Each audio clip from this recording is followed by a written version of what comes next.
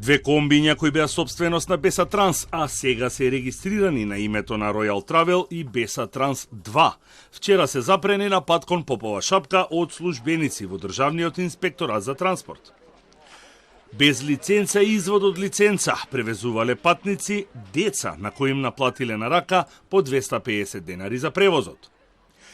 Инспекторите не им дозволиле да продолжат конски центарот, ги исклучиле од сообраќај и им ги одзеле сообраќајните дозволи.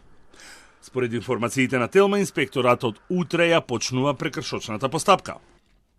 Ако тоа не е доволно, Royal Транс, која екс-возачот на Беса Транс и соселанец на Хаджиу ја основаше еден месец по трагедијата во Бугарија, на социјалната мрежа Facebook нуди аранжмани за Истанбул, 3 дена со 2 ноќи за 99 евра и гратис PCR тестирање.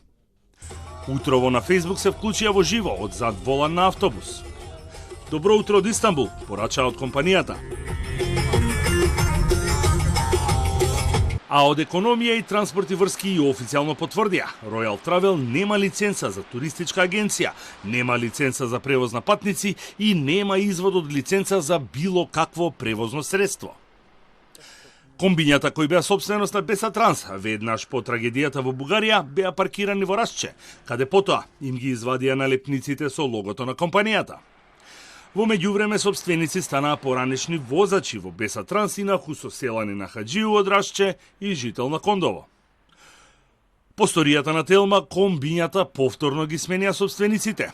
Сега се регистрирани на имења на двете компании, Royal Travel и Беса Транс 2, основана од сопругата на Хаджиу во август минатата година со адреса во селото Расче.